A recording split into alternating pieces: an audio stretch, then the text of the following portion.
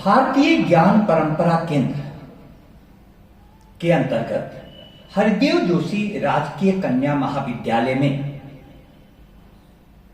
आज हम सभी स्कूलों में और शिक्षा संस्थानों में हो रही आत्महत्याओं के बारे में विचार विमर्श कर रहे हैं। आज सबसे बड़ा प्रश्न जो उभरा है, शिक्षा संस्थान जीवन देने वाले होते हैं, लेकिन कुछ ऐसी परिस्थितियां उत्पन्न हुई हैं कि शिक्षा संस्थान जीवन लेने वाले बनते जा रहे हैं। समाचार पत्रों में कई दिनों से ऐसी खबर लगातार आ रही है। जयपुर में अमायरा नाम की एक लड़की, चौथी क्लास की बच्ची, उसने आत्महत्या कर ली। और दिल्ली में बहुत प्रसिद्ध स्कूल में वहां के 10वीं क्लास के एक बच्चे ने, शौर्य पाटिल जिसका नाम था, उसने आत्महत्या कर लिया। छोटी बातों पर शिक्षक द्वारा दंड दिए जाने पर कहीं विद्यार्थी आत्महत्या कर ले रहे हैं। तो अब ऐसे हालात में हमें यह सोचना होगा कि यह आत्महत्या जैसा आत्यंतिक कदम हमारे विद्यार्थी क्यों उठा रहे हैं। कोटा का कोचिंग संस्थान आत्महत्या के कारण बहुत बदनाम हो गया, लेकिन वहां पर आत्महत्या का जो कारण तराशा गया, उसमें कोचिंग की प्रवृत्ति मुख्य रूप से जिम्मेवार ठहराई गई, जहां लाखों रुपए देकर मां बाप अपनी महत्वाकांक्षा की पूर्ति के लिए विद्यार्थियों को कोचिंग के हवाले करते हैं और कोचिंग वाले मशीनों की भांति उन्हें समझकर उनके दिलो दिमाग में परीक्षा में आने वाले प्रश्नों को ठूंसते रहते हैं।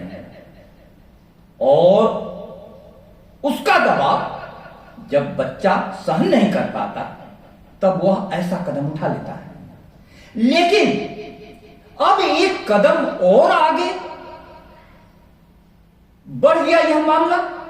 शिक्षा संस्थान में आत्महत्या की खबर लगातार आने लगी। ऐसे में हमें सोचना होगा कि शिक्षा संस्थान में विद्यार्थी और शिक्षक का संबंध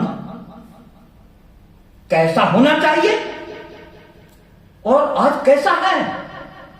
इसके साथ एक महत्वपूर्ण भाग अभिभावक भी हैं। विद्यार्थी शिक्षक अभिभावक का संबंध, और इसमें और दो चीजें हमें जोड़नी पड़ेगी, समाज और सरकार। क्योंकि शिक्षा संस्थान का परिवेश इन सबसे मिलकर बनता है। शिक्षा रूपी पुष्प के ये सारे पर्ण हैं, शिक्षार्थी, शिक्षक, अभिभावक, समाज और सरकार। तो हम विचार करें कि आखिर यह संबंध प्राचीन काल में कैसे थे, जब शिक्षा संस्थान को जीवन देने वाला माना जाता था, और आज यह संबंध कैसे हो गए हैं। भारतीय संस्कृति में महत्वपूर्ण मंत्र हैं मातृदेवो भव, माता को देवता मानो, पितृदेवो भव, पिता को देवता मानो, गुरु देवो भव, गुरु को देवता मानो। क्यों ऐसा क्यों कहा गया? हमारा जन्म मां बाप के मिलन से होता है, तन का जन्म। और परिवार में एक मन बनता है जो कि अनगढ़ रहता है। मां बाप से हमारा संबंध खून का है, खून का रिश्ता है, लेकिन शिक्षक के साथ हमारा संबंध हार्दिक रिश्ता है। वो खून का रिश्ता नहीं है, हृदय का रिश्ता है। तो तन और अनगढ़ मन को लेकर विद्यार्थी शिक्षा संस्थान में जाता है और उस मन को तराशने का काम शिक्षक का है। इसलिए हमारी संस्कृति ने मातृदेवो भव, पितृदेवो भव, गुरुदेवो भव यह मंत्र देकर मन के पूरे निर्माण को बनाने वाले को देवता मानने के लिए कहा। लेकिन देवता का मुख्य लक्षण क्या है? दिव्य गुणों से संपन्न। वह दिव्यता क्या है? दिव्यता है प्रेम, प्रेम, प्रेम। अब प्रेम का रिश्ता इन सबके बीच में होना चाहिए। माता पिता का तो स्वाभाविक प्रेम होता है क्योंकि बच्चे को जन्म दिए हैं, वह प्राकृतिक है। लेकिन शिक्षक का प्रेम प्राकृतिक नहीं, हार्दिक है, संस्कृति से आया है, क्योंकि वह बच्चा आपके पास अपने जीवन निर्माण के लिए आया है। सोचो, आप सभी मां बाप से भी उतनी बातें नहीं करते हैं जितना शिक्षक से करते हैं। तो शिक्षक आपके मन के सर्वाधिक करीब होता है। सारे मां बाप पढ़े लिखे नहीं होते हैं, उनके पास प्रेम होता है, लेकिन शिक्षक प्रेम और ज्ञान रूपी दो पंखों से आकाश में उड़ान भरता है। अब यह प्रेम का संबंध आज के जमाने में प्रतियोगिता का संबंध में तब्दील हो गया है। प्रेम का परिवेश नहीं रहा, प्रतियोगिता का, और प्रतियोगिता में संघर्ष होता है। आजकल मां बाप भी महत्वाकांक्षा का, प्रेम की जगह महत्वाकांक्षा का संबंध विद्यार्थियों के साथ, अपने बच्चों के साथ बना रहे हैं। आपने एक गाने की बोल सुनी होगी, पापा कहते हैं बेटा नाम करेगा। हाँ? पापा का है कि मेरे नाम को आगे बढ़ाएगा, कोई इंजीनियर का काम करेगा, डॉक्टर बनाना, इंजीनियर बनाना, ताकि हम जो नहीं बन पाए मां बापों बनाना चाहते हैं। यह महत्वाकांक्षा अपने आप में बहुत बुरी चीज नहीं है, लेकिन प्रेम पर महत्वाकांक्षा यदि भारी पड़ने लगे तो समाज को चिंतित हो जाना चाहिए। समाज को चिंतित हो जाना चाहिए। पेरेंट्स टीचर मीटिंग भी जो होती है स्कूलों में, उसमें किस पर जोर दिया जाता है? अंकों पर, अंकों की, किस बच्चे ने कितना नंबर लाया, कौन बच्चा टॉप कर गया, कौन बच्चा पीछे रह गया। हम लोग जीवन मूल्यों की कहां बात करते हैं? सारे स्कूल 100% रिजल्ट देने के दौड़ में लगे हुए हैं और रिजल्ट आ भी रहे हैं। आजकल तो हर स्कूल का रिजल्ट 100% रह रहा है। लेकिन हमारे सामने में वास्तविकता क्या आ रही है? वास्तविकता आ रही है कि उस परिवेश में विद्यार्थी आत्महत्या कर रहे हैं, और उस विद्यार्थी ने बहुत संवेदनशील सुसाइड नोट लिखा है। सॉरी मम्मी, सॉरी पापा, मैं यह आपको अंतिम बार परेशान कर रहा हूं, हो सके तो मेरे मरने के बाद मेरे अंगों को दान कर देना। देखो कितनी ऊंची भावना है। लेकिन मैं इन शिक्षकों से परेशान हो गया हूं, इसलिए ऐसा कदम उठा रहा हूं। शिक्षक से विद्यार्थी परेशान हो जाए, तब तो यह सोचना पड़ेगा। अब यह जो समस्या है, यह समस्या सिर्फ शिक्षा संस्थान तक सीमित नहीं है। अपने जीवन के अनुभव से मैं कहना चाहता हूं कि हमारे भी घर में पैसे ज्यादा नहीं थे, पर्याप्त भी नहीं थे, लेकिन प्रेम पर्याप्त था। और उस प्रेम के कारण अंदर एक हमेशा भराव का अनुभव होता था। माता पिता ने यदि मुझे खेल अच्छा लगता था तो खेलने की छूट दी, तो व्यक्ति अपने जीवन को अपने हिसाब से आगे बढ़ा पाता है। और जब वो आगे बढ़ा पाता है तो हमें साथी भी ऐसे मिले, शिक्षक भी ऐसे मिले, सीनियर्स भी ऐसे मिले कि जिनके साथ हमारा रिश्ता प्रेम का था। और प्रेम के रिश्ते के कारण जीवन में खूब खेल का आनंद लिया और उसके बाद पढ़ाई में भी गति कर गए। प्रेम प्रेम प्रेम। आजकल रिश्ता क्या हो गया है? महत्वाकांक्षा पूर्ति का। मां बाप बच्चों से जाने या अनजाने महत्वाकांक्षा का रिश्ता बना रहे हैं। यह जानना पड़ेगा, मां बाप की महत्वाकांक्षाओं की पूर्ति के लिए बच्चे का जन्म नहीं हुआ है। उसके अपने जीवन की प्रवृत्ति है, उसका अपनी दुनिया है। हां, आप उसको रास्ता दिखा सकते हैं, लेकिन अपनी इच्छाएं उस पर थोप नहीं सकते हैं।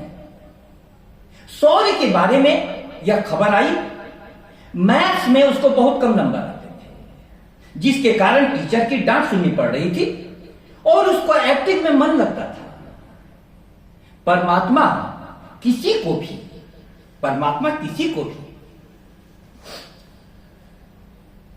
कुछ न कुछ विशेष गुण देकर के भेजता है।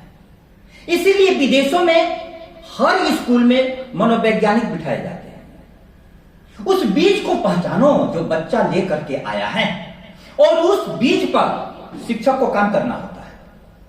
बीज को पहचानो।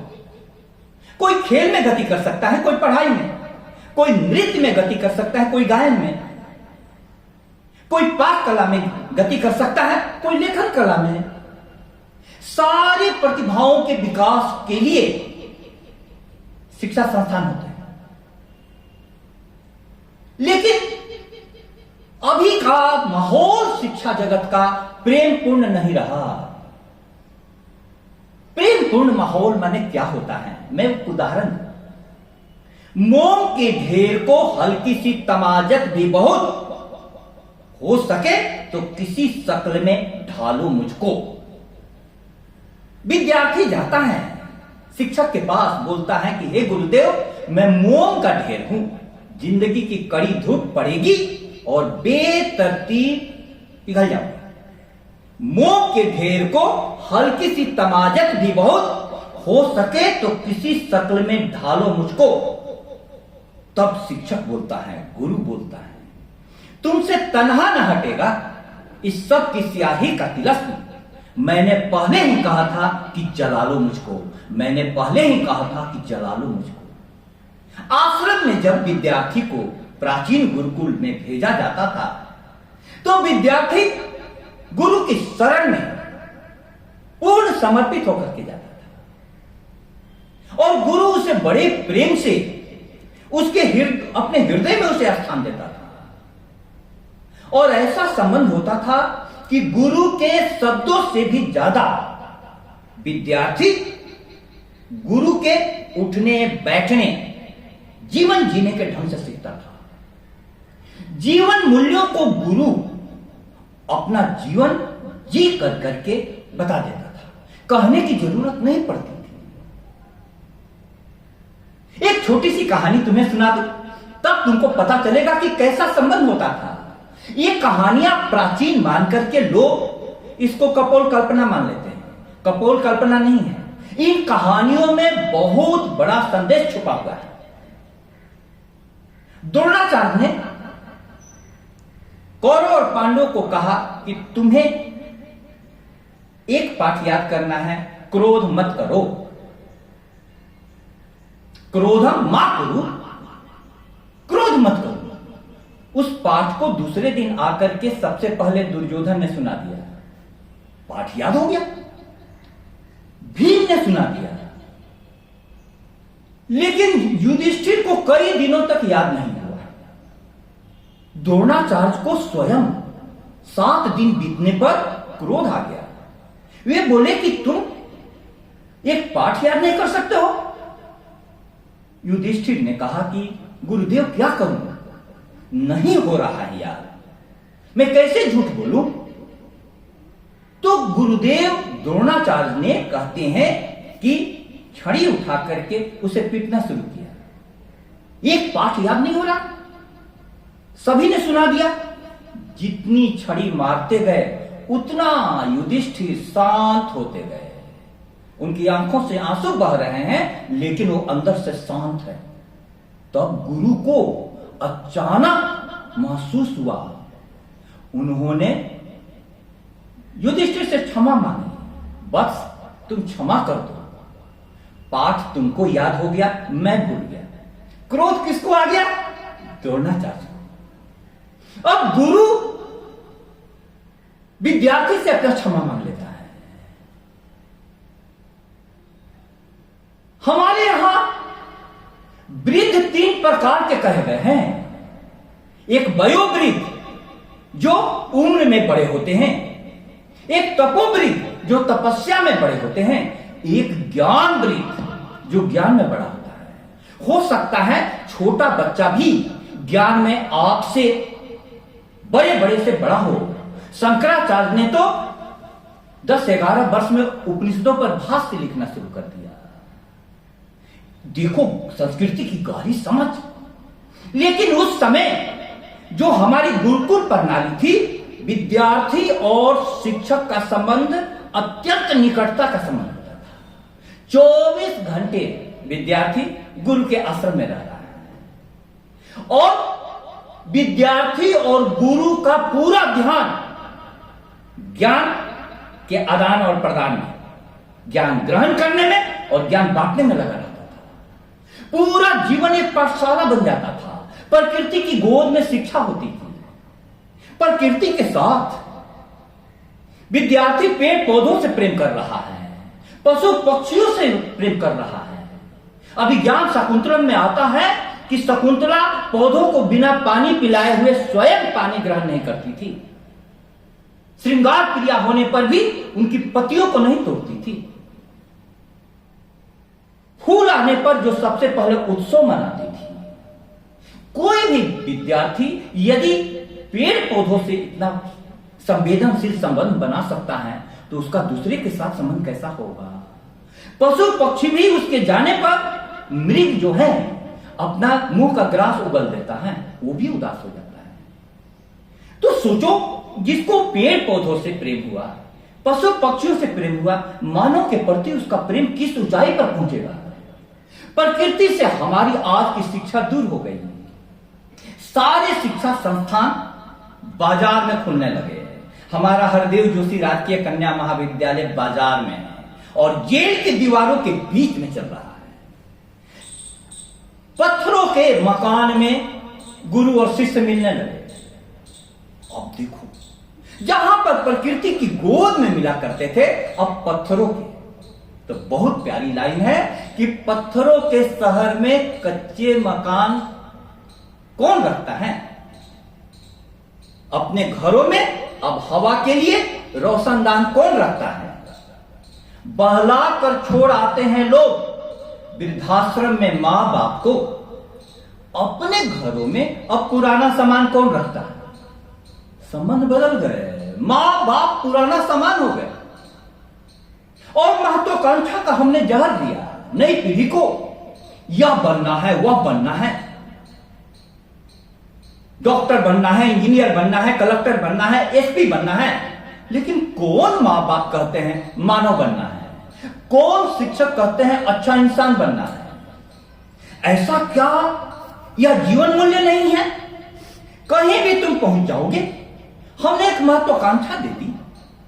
बेताब नई नस्ल है, पहचान को अपनी पुरखों की निशानी के लिए सोचता है कौन?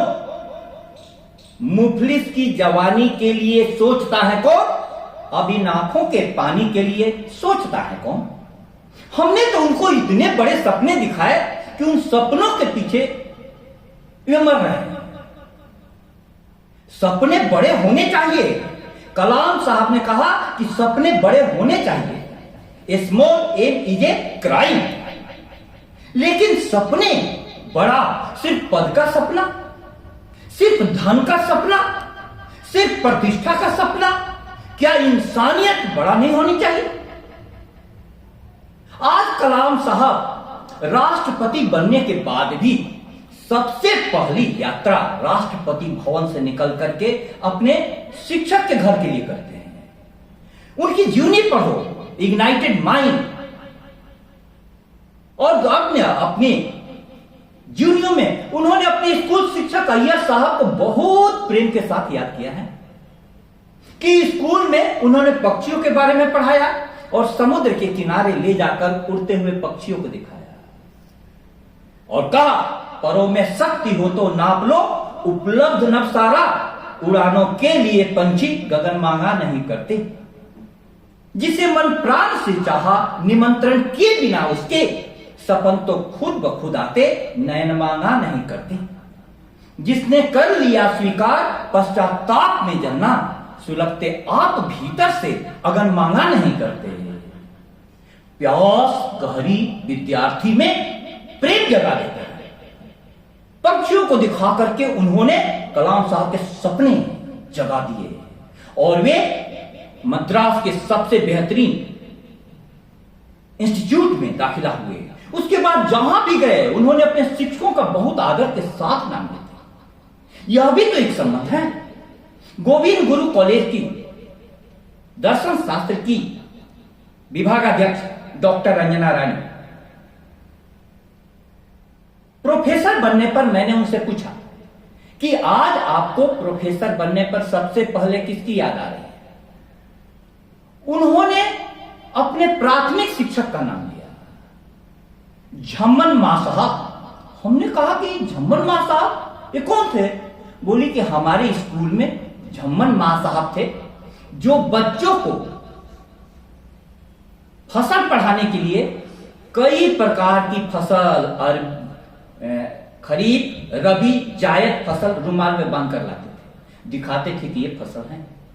मिट्टी पढ़ाने के लिए खेतों में ले जाते थे, ये काली मिट्टी, ये लेटराइट मिट्टी, ये सब मिट्टी के प्रकार हैं।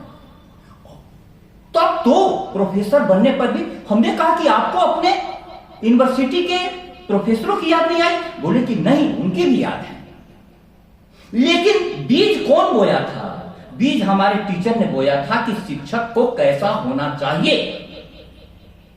अब जो शिक्षक विद्यार्थी के लिए घर से तैयारी कर करके जाता था, बीजों को लेकर के, मिट्टी को लेकर करके, गमले को लेकर के, आज का शिक्षक की स्थिति क्या हो गई है? बांसवाड़ा में भी बड़ोदिया स्कूल में घटना हुई। एक विद्यार्थी को शिक्षक ने किसी काम के लिए डांटा तो वह अपने पिताजी को लेकर के आया और क्लास में पढ़ाते हुए शिक्षक पर आक्रमण कर दिया। ऐसा संबंध हो गया। ये कैसा विषाक्त संबंध हो गया और क्यों ऐसा हो गया? सबको सोचना होगा। इतना एक्सट्रीम बच्चे स्टेप उठा ले रहे हैं। एक और बात इस संबंध में कहना चाहूंगा, हम लोगों के समय में जीवन की परिस्थितियां बहुत प्रतिकूल थी। घर में पैसे का अभाव, कम से कम में जीना, कम से कम कपड़ों में रहना, इसमें आगे बढ़ना। मेरे प्यारे विद्यार्थियों, आज संपन्न घरों के सब बच्चे हैं जो प्राइवेट स्कूलों में जा रहे हैं। उनको सब प्रकार की सुविधाएं हैं, सुविधाओं में कमी नहीं है, लेकिन जीवन का एक विरोधाभास यह है कि अच्छा गुरु विद्यार्थी को कसौटी देता है, सोना नहीं देता। कसौटी, उसकी कड़ी से कड़ी चुनौतियां दो। जीवन में चुनौतियां हैं, संघर्ष है, प्रतिकूल परिस्थितियां हैं। इस सत्य को स्वीकार करो, इस सत्य को स्वीकार करो, क्योंकि तुम परिस्थितियों से भागकर कहां जाओगे? जो कांटों की चुभन सहकर बड़ा हुआ है, तूफानों से लड़ा और फिर खड़ा हुआ है। जिसने जीवन की धूल हमेशा चाटी है, स्वर्ग में भी याद रही जिसे भारत की माटी है। उस धीर वीर की याद में आज झुकना होगा, उन्हीं पथों पर दृढ़ बने रुकना होगा। जिसने सोने को खोदा लोहा मोड़ा है, वह फौलादी रवि के रथ का घोड़ा है। आप किसी भी महापुरुष की जीवनी को पढ़िए, कांटों की चुभन सह करके बड़े होते हैं। अंबेडकर साहब ने कितनी प्रतिकूल परिस्थितियां झेली। हमारे स्वामी विवेकानंद, इनके पिताजी अधिवक्ता थे, घर संपन्न था, लेकिन उनके मरने के बाद घर में खाने के लाले पड़ गए। लेकिन विश्वविद्यालय का टॉपर नरेंद्र नाथ दत्त रामकृष्ण परमहंस के चरणों में जाकर के सर झुका दिया और वहां इतनी घनघोर तपस्या की कि वे स्वयं लिखते हैं, पेड़ की पत्तियों को खाकर कई दिनों तक रखना पड़ता था। तो इतनी जो प्रतिकूल परिस्थितियों में जीने वाले लोग इतनी ऊंचाइयां चुन लेते हैं, और आज की हमारी पीढ़ी थोड़ी सी प्रतिकूल परिस्थितियों में जान दे देती है। आखिर क्या बात है, सोचना होगा। खिलौनों के बदले में बारूद दी, बच्चों में अब गुलफिसानी कहां, जलाकर सम्मा पूछते हो आप, पतंगों की अब जिंदगानी कहां। पहले बच्चों को कहां ले जाया जाता था? गार्डन में, पेड़ पौधों में जिंदा। एक घास भी अपने अस्तित्व के लिए संघर्ष कर रहा है। खरपतवार उगाते हैं, उसमें एक गुलाब खिल जाता है। कई कांटों के बीच में एक गुलाब मुस्कुराता है। इससे जिंदगी को एक संदेश मिलता था। आज वो संदेश हम ज्यादा से ज्यादा सुविधाएं देकर के विद्यार्थी को चाहते हैं कि जीवन में इसको कोई भी कष्ट नहीं हो, कोई भी दुख नहीं हो। क्या यह संभव है? संभव नहीं है। राजकुमार सिद्धार्थ गौतम, उनको पिता ने सारी सुख सुविधाएं दे दी, क्योंकि बचपन में किसी ने कहा था कि यह सन्यासी नहीं हो जाए। उनको भोग विलास में पूरा डुबो दिया। पत्तियों को मुरझाने के पहले तोड़ लिया जाता था। कोई फूल कुम्हलाया हुआ दिख नहीं जाए, हटा दिया जाता था। लेकिन एक दिन उन्हें एक वृद्ध व्यक्ति दिखाई दे गया, एक मृत व्यक्ति दिखाई दे गया, और उनको याद आ गई जीवन की, याद आ गई जीवन की। राग न जो दिल में हमारे होता, फिर किसी साज में रागनी नहीं होती। मौत होती न सच्चाई जो अटल दुनिया की, जिंदगी बुद्ध सी सन्यासिनी नहीं होती। मृत्यु ने उन्हें क्या सिखा दिया कि जीवन का सत्य है। तो उन्होंने पहला आर्य सत्य बोला, सब्बम दुखम, सब दुख में है। लेकिन यहीं पर नहीं रुक गए। बुद्ध के स्वयं का जीवन आनंद से भर गया। राजमहल छोड़कर, पत्नी को, नवजात शिशु को छोड़ करके वे सत्य की खोज में, ज्ञान की खोज में जंगल में चले गए, और वहां ज्ञान पा करके फिर वे लौटे हैं। मैं कहना क्या चाह रहा हूं, आज हमने मन को ऐसा बना दिया कि मन हमारा विष बन गया है। जहर जहर जहर। महत्वाकांक्षा एक जहर है।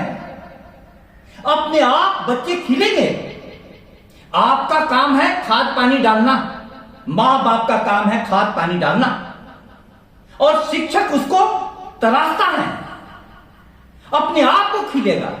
लेकिन हम लोगों ने एक ऐसी आर्टिफिशियल दुनिया बनाई है कि कोई इस पद को प्राप्त कर लेगा, इतना धन प्राप्त कर लेगा, इतनी प्रतिष्ठा प्राप्त कर लेगा, तभी वो समाज में ऊंचा है। एक गलत, जो भी चीजें दिखाई देती है, धन दिखाई देता है, लेकिन बहुत सारे धनी लोग आत्महत्या कर रहे हैं। पद दिखाई देता है, बहुत बड़े पद पर बैठे हुए लोग क्षुद्र जीवन जी रहे हैं। प्रतिष्ठा दिखाई देती है, लेकिन बहुत प्रतिष्ठित लोगों का जीवन देखो, कोई आदर्श नहीं दे रहा है। आदर्श हमारे कौन है? जो प्रतिकूल परिस्थितियों को झेलते हैं। इसलिए आपको इस बात को याद में रखना होगा कि यथा कनकम चतुर्भी परीक्षते निघर्षण छेदन ताप ताड़ने तथा चतुर्भी पुरुष परीक्षते शीलेन गुणेन कुलेन कर्मणा। जिंदगी कंचन की तरह निखरता है घिसने से, छेदन से, हिट देने से, ताप देने से, ताड़न से, अर्थात प्रतिकूल परिस्थितियों से। इसलिए शील पर, गुण पर, कुल पर, कर्म पर बहुत गहराई से विचार करना होगा और उसके अनुकूल माहौल बनाने होंगे। मैं अपनी बात यह कहते हुए समाप्त करना चाहता हूं कि प्रोफेसर कृष्ण कुमार जी एनसीईआरटी के डायरेक्टर हैं। उन्होंने चिंता जाहिर की है हमारे शिक्षालयों को क्या बना दिया गया। शिक्षालय कार्यालय में तब्दील हो गए। विद्यार्थियों के साथ उनका संबंध महज 1-2 घंटे का हो गया और उन्हें ऐसे कामों से लाद दिया गया जिसमें विद्यार्थी ध्यान में रहता ही नहीं। और विद्यार्थियों का भी संबंध शिक्षक से क्या हो गया, सिर्फ नोट्स प्राप्त करना हो गया। आज का व्यवसायिक संबंध फीस लो रिजल्ट दो। अब फीस लो रिजल्ट दो वाले दुनिया में सिर्फ बौद्धिक संबंध बनेगा और बुद्धि बहुत शुष्क होती है, हृदय भरा हुआ होता है। इसलिए स्वामी विवेकानंद को मैं याद कर रहा हूं जो बोलते थे कि एक ऐसी शिक्षा चाहिए जिसमें धड़कता हुआ हृदय और ऊंचे विचारों वाला मस्तिष्क। वह शिक्षा जब तक नहीं आएगी, हमारी शिक्षा सिर्फ मस्तिष्क छोटी सी खोपड़ी के इर्द गिर्द सिमट करके रह गई। पहले के शिक्षक प्रेम और ज्ञान रूपी 2 पंखों से आकाश में उड़ान भरते थे। आज का शिक्षक प्रतियोगिता और सूचना के कारण जमीन पर घिसट रहा है। उसकी प्रतिष्ठा वैसी नहीं रही। कहने को गुरु कहते हैं, कोई नहीं गुरु। शिक्षकों के भी बहुत सामाजिक प्रतिष्ठा में हानि हुई है। अभी चुनावों में सभी प्रकार में शिक्षकों को लगा दिया जाता है। आखिर अगली पीढ़ियां कैसे तराशी जाएगी? भारत विश्व गुरु बना था ज्ञान की प्रधानता के कारण, धन के कारण नहीं, शक्ति के कारण नहीं, किसी राजा के कारण नहीं, ज्ञान की प्रधानता के कारण। ज्ञान प्रधान संस्कृति वाला भारत प्रेम से भरे हृदय से अपने संबंध बनाता था।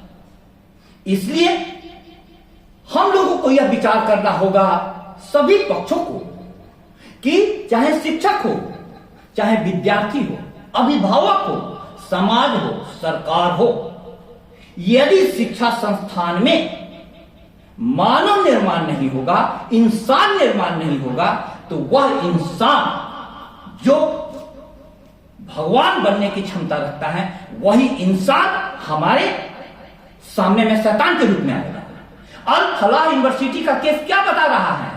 शिक्षा संस्थान में विस्फोटक जमा किए जा रहे हैं और डॉक्टर जिनकी जिम्मेवारी लोगों की जान बचाने की है, लोगों को मारने के लिए योजना बना रहे हैं।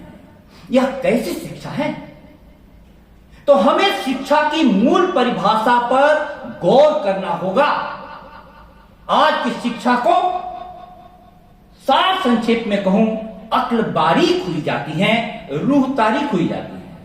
अक्ल तो बहुत बढ़ता जाता है, रूह यानी आत्मा, आत्मा अंधकार में, तारीक अंधकार में। लेकिन कितना भी अंधेरा हो, हमें आशा नहीं छोड़नी है। हमारे पास भारतीय ज्ञान परंपरा में उच्च जीवन मूल्यों को जीने वाले हैं, उनसे संबंध बनाना है। यदि उनकी पुस्तकें पढ़िए, समाज में अभी भी अच्छे लोग हैं, उनके साथ संबंध स्थापित कीजिए। आप अपने आप को हमेशा दिव्य शक्तियों से जुड़े रहिए और शिक्षक भी हमेशा अपने आप को प्रेम से भरा रहे, तो अगली पीढ़ियां एक अच्छा जीवन जी पाएगी और वह जीवन ऐसा होगा जिसमें हृदय प्रेम से भरा होगा और मस्तिष्क ज्ञान से भरा होगा। बहुत बहुत धन्यवाद।